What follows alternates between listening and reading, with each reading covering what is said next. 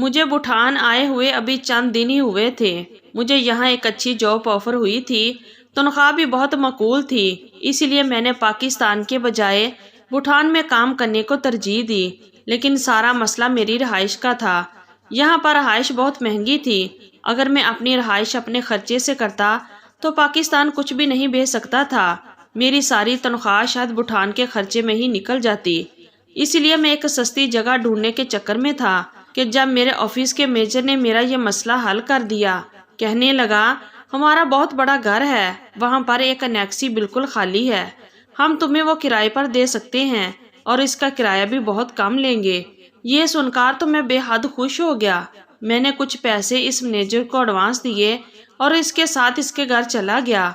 काफी बड़ा सा बंगला था, बाहर छोटा सा लॉन था और एक अनेक्सी अलग ही एक कोने में बनी हुई थी। घर से इसका बिल्कुल कोई ताल्लुक न था।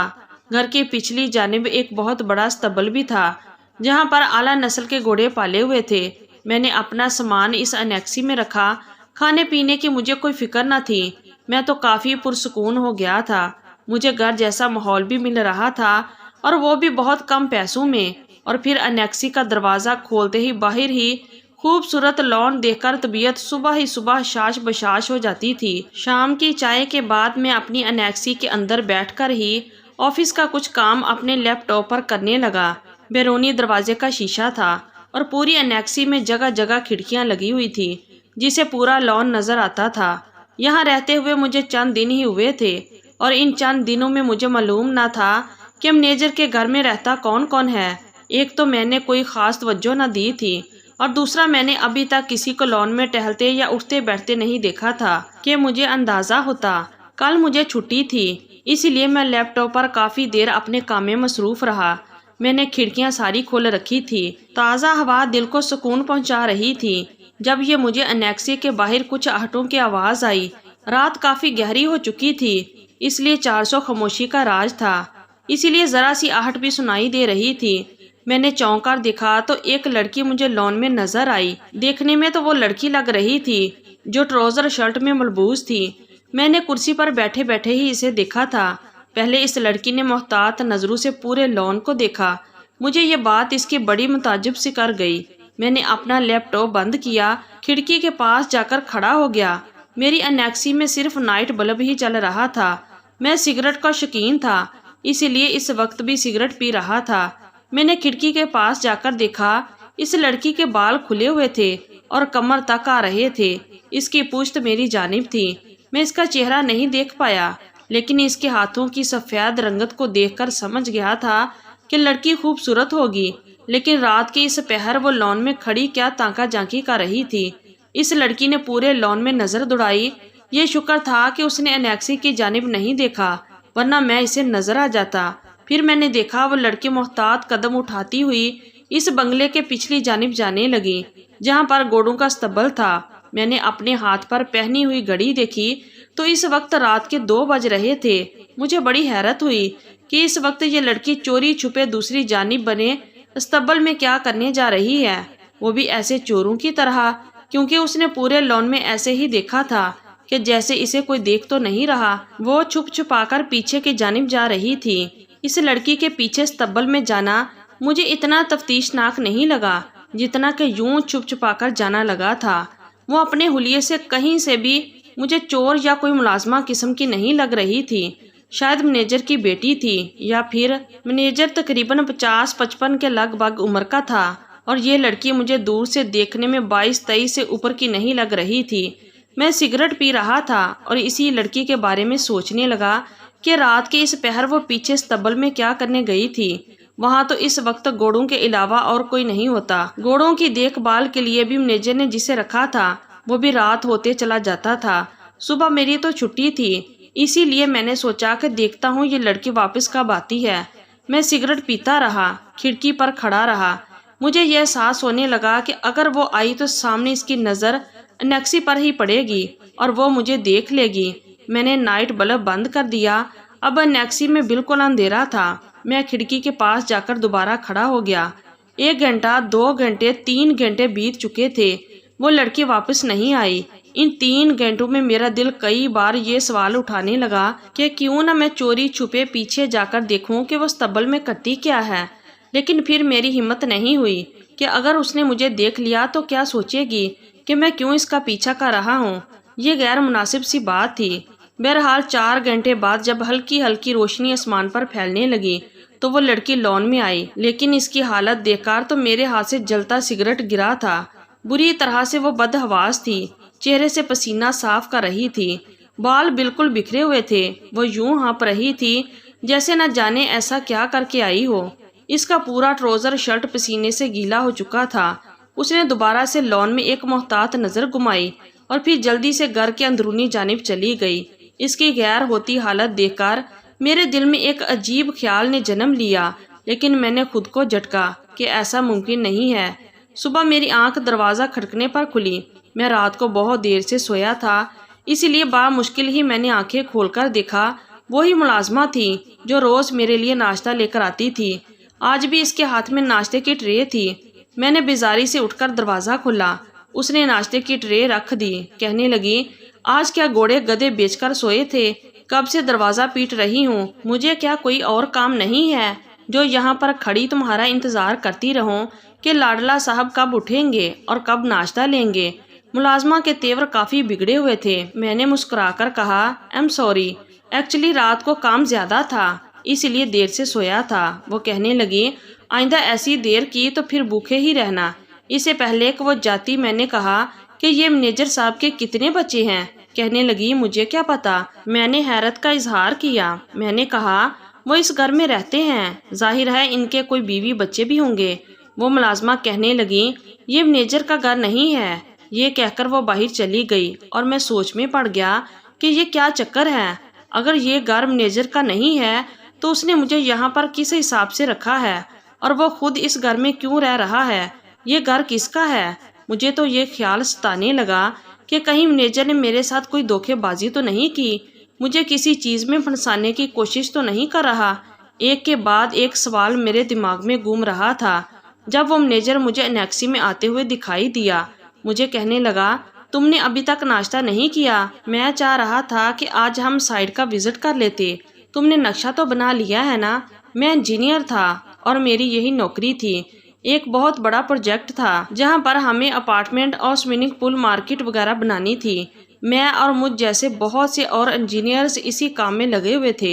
मैंने कहा, जी हाँ, बस नाश्ता कर लो, इसके बाद चलते हैं। नाश्ते के बाद मैं मैनेजर के साथ वो जगह देखने चला गया जहां पर हमें काम करना था। वहीं मैंने बातों बातों में मैनेजर से पूछा कि ये घर किसका है? तो कहने लगा, ये मेरे सेठ का घर है, लेकिन मैं इनका काबिल भरोसा मुलाजिम हूँ, इसलिए जब भी वो मुल्क से बाहर होते हैं तो सालों साल वापस नहीं आते, तो फिर मुझे ही इनके घर पर रहना पड़ता है। फिर मुझे वो लड़की याद आ गई। मैंने कहा, मैनेजर साहब, क्या आपके बीवी बच्चे भी यहीं रहते हैं? तो वो कहने लगा, कौन से बीवी बच्चे? मेरी तो अभी शादी भी नहीं हुई। ये सुनकर मुझे और हैरत हुई। कहने लगे, मेरे बॉस की एक बेटी है जो यहाँ रहती है। चूँकि मैं बचपन से ही ये सब कुछ संभाल रहा हूँ, इसीलिए वो मुझे चचा चचा कहती है। बड़ी प्यारी बच्ची है। मेरा एक मसला तो हल हो गया था। वो लड़की बॉस की बेटी थी, लेकिन एक बात अभी भी दिमाग खोले जा रही थी कि वो रात के वक्त पीछे स्तबल में क्या करने जाती थी। पहले मैंने सोचा कि ये भी मैं मैनेजर से पूछ लूँ, लेकिन फिर मैंने कुछ भी ना कहा क्योंकि जिस तरह से वो लड़की जा रही थी। लेकिन एक सवाल और मुझे तंग करने लगा कि जब वो पूरे घर की मालकिन थी तो इसे किस बात का डर था? वो क्यों छुप छुप कर पीछे स्तबल में जाती थी? वो तो खुले आम जब चाहे जहाँ चाहे जा सकती थी। हम लोग शाम के 7-8 बजे वापस आए थे। मैंने खाना खाया। रात की कॉफ़ी मैंने अपनी एनेक्सी में ही बनाई थी। मेरे पास एक इलेक्ट्रिक कॉफ़ी मेकर था। मैंने कॉफ़ी बनाई और लाशूरी तौर पर इस लड़की का इंतज़ार करने लगा। हालांकि सुबह मेरी ड्यूटी थी, मुझे ऑफिस जाना था, लेकिन फिर भी मुझे इस लड़की का इंतज़ार था। मुझे लगा जैसे आज वो फिर आएगी, और वही हुआ। रात के ठीक 2 बजे वो लड़की फिर से यूं ही ट्राउजर शर्ट में बाहर आई और फिर पूरे लॉन को उसने ऐसे देखा जैसे ये जानना चाह रही हो कि कहीं कोई इसे देख तो नहीं रहा। अब धीरे धीरे कदम उठाते हुए वो पीछे स्तबल की जानिब चली गई। मेरे दिल में ख्याल आया कि आज तो मैं इसका पीछा करके देख लूं कि आखिर ये पीछे करती क्या है। لیکن پھر مجھے یہ بھی خیال آنے لگا کہ مجھے صبح آفس جانا ہے، اگر میں دیر سے اٹھا تو مینیجر سے میری اچھی خاصی کھچائی ہو جائے گی۔ میں نے کہا مجھے اس سے کوئی مطلب رکھنا ہی نہیں چاہیے کہ وہ کیا کرتی ہے کیا نہیں، باس کی بیٹی ہے، اگر اس نے مجھے دیکھ لیا یا میری شکایت اپنے ابا سے لگا دی تو مجھے نوکری سے بھی ہاتھ دھونا پڑے گا۔ لیکن پھر وہی تو جسس کہ ایک بار دیکھ لینے میں کوئی حرج نہیں ہے۔ میں اٹھ کر جیسے ہی انیکسی کے دروازے تک پہنچا تو مینیجر کو تیزی سے لان میں آتے دیکھ کر وہی ٹھٹکا رک گیا۔ اس نے پورے لان میں نظریں گھمائی اور پھر پیچھے استبل کی جانب بڑھ گیا۔ کچھ ہی دیر میں وہ اس لڑکی کا ہاتھ تھامے اسے لے کر آ رہا تھا اور وہ لڑکی اسے اپنا ہاتھ چھڑا رہی تھی اور وہ مینیجر اسے گور گور کر دیکھ رہا تھا اور یہ بھی کہہ رہا تھا کہ آئندہ اگر وہ رات کے وقت پیچھے گئی تو وہ اس کی شکایت اس کے باپ کو لگا دے گا۔ وہ لڑکی خاموش تھی لیکن آنسو بہا رہی تھی۔ وہ گھر کے اندر جا چکے تھے۔ میں مزید الجھن کا شکار ہوا۔ مجھے صبح آفس بھی جانا تھا، اسی لیے میں نے لیمپ بند کیا اور سو گیا۔ صبح جب میں اٹھا تو وہ لڑکی لان میں ہی تھی، لان میں لگے خوبصورت پھولوں کو توڑ رہی تھی۔ وہ اپنے ہی کام میں مگن تھی۔ میں تیار ہو چکا تھا لیکن ناشتے میں ابھی وقت تھا، اسی لیے انیکسی سے باہر نکل آیا، دھیرے دھیرے چلتا ہوا لانچ میں آ گیا اور اس لڑکی کے پاس جا کر کھڑا ہو گیا۔ وہ شاید کوئی گانا گنگنا رہی تھی، بڑے اچھے موڈ میں لگ رہی تھی۔ پھولوں کو اس نے توڑ کر جب ہاتھوں سے اس کا گلدستہ سا بنا لیا تو ایک دم سے پیچھے پلٹی۔ میں اس کے بالکل پیچھے کھڑا تھا، اسی لیے مجھ سے ٹکراتے ٹکراتے بچی۔ مجھے حیرت سے دیکھنے لگی، پھر مجھ سے کہنے لگی کون ہے آپ؟ میں نے کہا آپ کا رازداں۔ میری بات سن کر وہ کچھ گھبرائی۔ میں نے کہا پریشان نہ ہو، میں اس انیکسی میں کرائے پر رہتا ہوں، آپ کے بابا کے آفس میں کام کرتا ہوں۔ یہ سن کر اس کے چہرے کی حیرت اور پریشانی دونوں ہی ختم ہوئی۔ پھر کہنے لگی او ہاں یاد آیا، مینیجر صاحب نے مجھے بتایا تھا آپ کے بارے میں۔ ویسے بھی مجھے لڑکیوں سے دوستی کرنے کی عادت تھی، اس لیے باتوں کا فن مجھے بہت اچھے طریقے سے آتا تھا۔ میں نے سوچا اس لڑکی سے دوستی کرنے میں کوئی حرج نہیں ہے، اب میں کیا اس کا پیچھا کروں، یہ دیکھوں کہ یہ پیچھے کیا کرنے جاتی ہے، بہتر ہے کہ اسے دوستی کر لوں، یہ مجھے خود بخود سب کچھ ہی بتا دے گی۔ لیکن میں نہیں جانتا تھا کہ جو بات مجھے پتہ چلے گی وہ میرے ہوش اڑا کر رکھ دے گی۔ میں نے کہا ویسے تو آپ باس کی بیٹی ہیں، مجھے یہ بات کہنی تو نہیں چاہیے، لیکن میں یہاں پر بور ہوتا رہتا ہوں، اگر آپ مجھے تھوڑی سی کمپنی دے دیا کریں تو میں نے جان بوجھ کر بات ادھوری چھوڑ دی۔ میری بات پر وہ مسکرانے لگی، کہنے لگی اکیلی تو میں بھی ہوتی ہوں، ٹھیک ہے جب میں فری ہوں گی تو میں آپ کے پاس آ جایا کروں گی۔ میں نے کہا تھینک یو سو مچ۔ ہماری باتوں کا سلسلہ چل نکلا تو اکثر شام کے وقت وہ میری انیکسی میں آ جاتی، مجھ سے پاکستان کے بارے میں پوچھتی، کبھی ادھر ادھر کی باتیں کرتی رہتی۔ کافی بتونی قسم کی لڑکی تھی، بہت جلد مجھ سے بے تکلف ہو چکی تھی۔ لیکن جب میں نے اسے یہ پوچھا کہ آپ کو گھوڑے کیسے لگتے ہیں تو اس کے چہرے پر عجیب سے رنگ آ کر گزرے، کہنے لگی مجھے گھوڑوں سے بے حد محبت ہے۔ میں نے کہا جب بھی آپ رات کو استبل میں جاتی ہیں۔ اس کے چہرے کا رنگ ایک دم فک سا پڑ گیا، کہنے لگی تم میرا پیچھا کرتے ہو، مجھ پر نظر رکھتے ہو تم؟ وہ اس قدر غصے میں تھی کہ میں تو بکھلا کر رہ گیا۔ میں نے کہا نہیں نہیں ایسی بات نہیں ہے، ایسے رات کو آنکھ کھلی تو میں نے تمہیں پیچھے استبل کی جانب جاتے ہوئے دیکھا۔ وہ فوراً سے کھڑی ہو چکی تھی، غصے سے مجھے دیکھنے لگی۔ میں تو اپنی بات کہہ کر پچھتایا، کہنے لگی آئندہ مجھے دیکھنے کی کوشش مت کرنا ورنہ تمہیں گھر سے باہر نکلوا دوں گی۔ میں نے کہا کہ میں نے ایسا کچھ نہیں کہا کہ تم اتنا برا مان جاؤ، لیکن اس لڑکی نے میری بات سنی ہی نہیں، فوراً ہی غصے سے میری انیکسی سے باہر نکل گئی۔ میں تو اپنا سر پکڑ کر بیٹھ گیا کہ کہیں وہ میری شکایت نہ لگا دے۔ اس بار میں نے رات کو انیکسی کی ساری لائٹیں بند کر دی۔ رات کو مجھے آہٹوں کی آواز تو آئی لیکن میں نے اٹھ کر دیکھنے کی ہمت نہیں کی۔ لیکن ایک سوال مجھے اندر سے بے چین کیے ہوئے تھا، وہ یہ کہ آخر وہ پیچھے کرنے کیا جاتی ہے۔ لیکن اسے یہ بات پوچھ کر میں نے اپنے ہی پیروں پر خود ہی کلہاڑی مار دی تھی۔ اب تو وہ مجھ سے بھی چکنا نہیں رہنے لگی تھی۔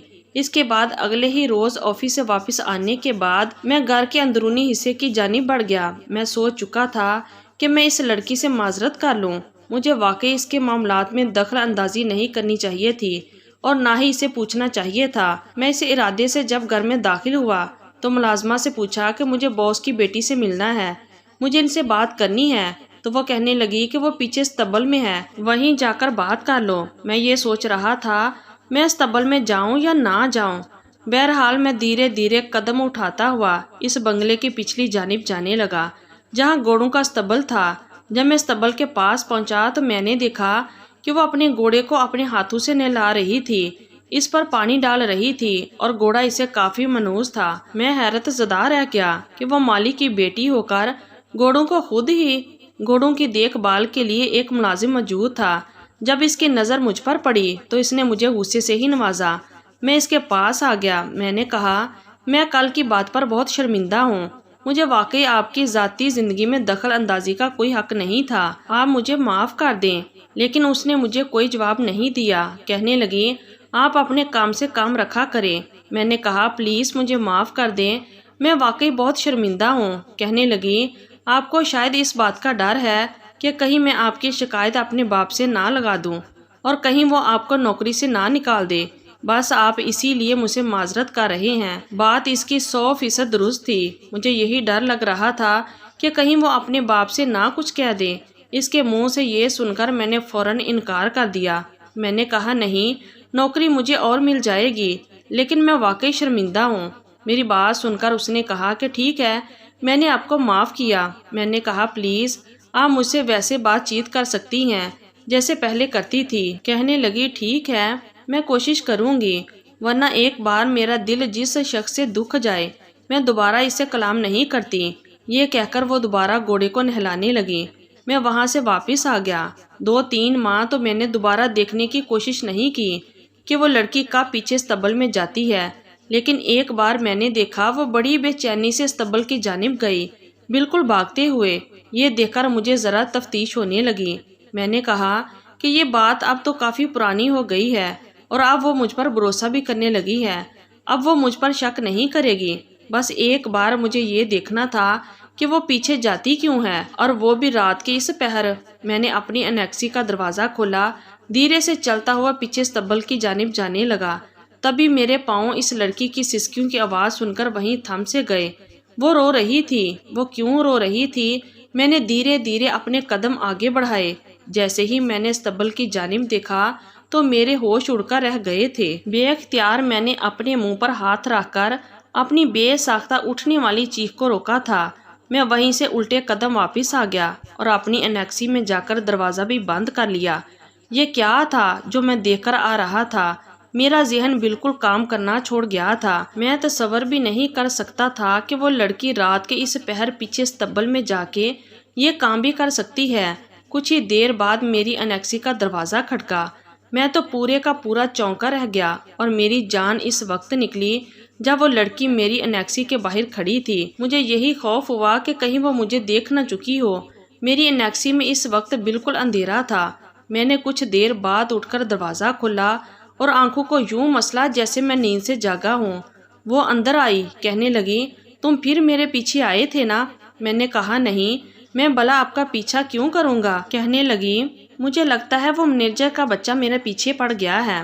مجھ سے کہنے لگی یہ مینیجر اچھا آدمی نہیں ہے۔ میں نے یہ بات حیرت سے سنی۔ کہنے لگی میں اسے پیچھا چھڑوانا چاہتی ہوں، لیکن میں اس لیے چپ ہوں کیونکہ اس نے میرے والد کا سارا کام اپنے قابو میں کر رکھا ہے اور میں ابھی صرف 12ویں جماعت میں ہوں۔ جب تک میں خود بزنس سنبھالنے جتنی نہیں ہو جاتی، اس کو برداشت کرنا میری مجبوری ہے۔ لیکن مجھے لگتا ہے جیسے یہ اندر ہی اندر میرے باپ کی ہر چیز پر قبضہ کرنے لگا ہے۔ میں نے کہا تو پھر آپ کو چاہیے کہ آپ اپنے والد سے یہ بات کہیں۔ یہ بات سن کر وہ آنسو بہانے لگی۔ کہنے لگی تم سچ نہیں جانتے، کبھی کبھی تو دل چاہتا ہے کہ میں تم پر بھروسہ کر لوں، تمہیں سچ بتا دوں۔ میں نے کہا آپ مجھ پر بھروسہ کر سکتی ہیں۔ اس نے میرا ہاتھ پکڑا، مجھے پیچھے استبل میں لے گئی۔ کچھ دیر پہلے میں نے اسے گھوڑوں کے استبل میں جاتے دیکھا تھا۔ اس نے اپنے گھوڑے کو کھولا اور اسے ایک کونے کی جانب باندھ کر نیچے بیٹھ گئی، لیکن مجھے وہاں صرف گھوڑا ہی نظر آ رہا تھا کیونکہ نیچے لکڑی کا جالا تھا۔ اس کے بعد وہ گھوڑا اچھلنے لگا۔ میں پریشان سا ہو گیا، نہ جانے وہ لڑکی کیا کر رہی تھی۔ یہی دیکھ کر میں واپس پلٹ آیا تھا، لیکن اب وہ لڑکی خود مجھے وہاں لے کر جا رہی تھی۔ میں نہیں جانتا تھا کہ یہ مسئلہ کیا ہے۔ میں اس لڑکی کے بارے میں برا نہیں سوچ سکتا تھا کیونکہ وہ ایسی تھی ہی نہیں، لیکن نہ جانے وہ اس وقت کیا کر رہی تھی، لیکن یہ راز بھی میرے سامنے کھل گیا۔ وہ مجھے استبل کی دوسری جانب لے گئی۔ وہاں اس نے گھوڑا پہلے سے ہی باندھا ہوا تھا اور وہ گھوڑا آنسو بہا رہا تھا، تھوڑا اچھل بھی رہا تھا۔ میں نے کہا اسے کیا ہوا ہے؟ کہنے لگی یہاں میرے بابا کی قبر ہے۔ یہ سن کر تو میں دم بخود سا رہ گیا۔ میں نے کہا آپ کے بابا مر چکے ہیں، لیکن وہ کہنے لگی کہ اگر اس مینیجر کو یہ خبر ہو گئی کہ میرے بابا مر چکے ہیں تو وہ ہر چیز اپنے نام کر لے گا۔ میں نے اپنے بابا کی موت کا کسی کو نہیں بتایا، وہ رات کے ٹائم ہی انتقال کر گئے تھے۔ یہ 2 سال پرانی بات ہے۔ میں نے اپنے بابا کو یہیں دفنا دیا تھا۔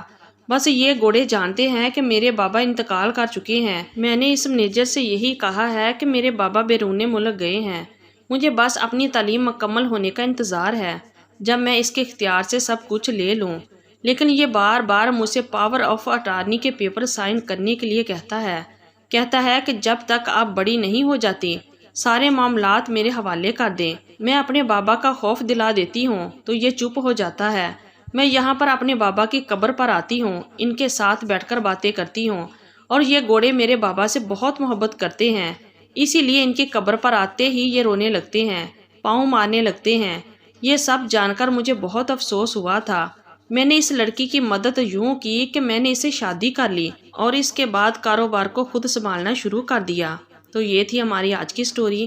اگر آپ لوگوں کو اچھی لگی ہے تو پلیز ویڈیو کو لائک کیجیے اور ہمارے چینل کو بھی سبسکرائب کیجیے، اور کمنٹ باکس میں اپنی رائے کا اظہار ضرور کیجیے۔ شکریہ، اللہ حافظ۔